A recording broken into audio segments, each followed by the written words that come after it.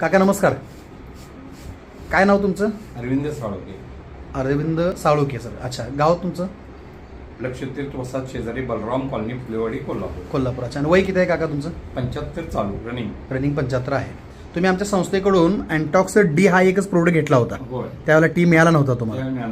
आज तुम्ही मला वाटतं 21 दिवसानंतर डी आणि टी दोन्ही घ्यायला आलाय. ओके, तर 1 महिना तुम्ही डी प्रोडक्ट आमचा वापरला, ज्यूस वापरला, बरोबर. कसा वापरला तो? सकाळी 2.5 ml, हां. दुपारी जेवणापूर्वी 2.5 ml हां, आणि संध्याकाळी जेवणापूर्वी 2.5 ml. तुम्हाला त्रास कुठला शुगरचा आहे? शुगरचा असतो. ओके, आता तुमच्या हातात जो रिपोर्ट आहे याच्यामध्ये तुम्ही रिपोर्ट काढून आणला आहे 21 दिवसानंतरचा. आधी तुमची शुगर किती होती जेवणाआधी आणि जेवणानंतर? जेवणाआधी 130 होती. हां, ती आता नुसती 95 झाली. Very good. आणि नंतरची होती 238. हां, ती 181 झाली.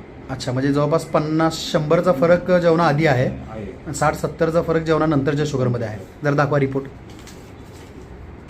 हां, असा काकांचा रिपोर्ट आहे. ही काकांची सध्याची शुगर आहे 95, 181. आणि आधीची जी शुगर होती ती काका म्हणतायत पहिल्या रिपोर्टमध्ये त्यांच्या किती होती? 130 होती जेवणाआधीची आणि 239 होती जेवणानंतरची. तर अतिशय चांगला फरक काकांना पडलेला आहे. काका आता दुसऱ्या महिन्याचा कोर्स न्यायला आलेला आहे. काका, एकंदरीत प्रोडक्टचा रिझल्ट चांगला आहे ना? आहे, उत्तम. ओके, आपण ही घ्या, लवकरात लवकर या आजारातून बाहेर या. आणि प्रिकॉशन तुम्ही घेताय का? व्यायाम करणे, गोड न खाणे? रोज एक तास 10 मिनिटं ते 1.5 तास माझं व्यायाम प्राणायाम, असतो.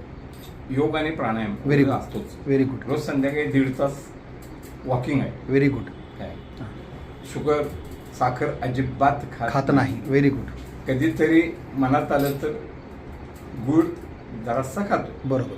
बाकी काही नाही. आणि बाकी तुम्हाला ज्या मेडिसिन वगैरे चालू आहेत त्या चालूच ठेवायच्या आहेत? आता मेडिसिन आम्हाला आहे, इन्शुलिन आहे, ओके, पुन्हा गोळ्या आहेत. हां. माझं 10 वर्षापूर्वी बायपास झालेलं आहे. ओके. त्यामुळे मला गोळ्या वगैरे आहेत? पुस्पिन गोल्ड.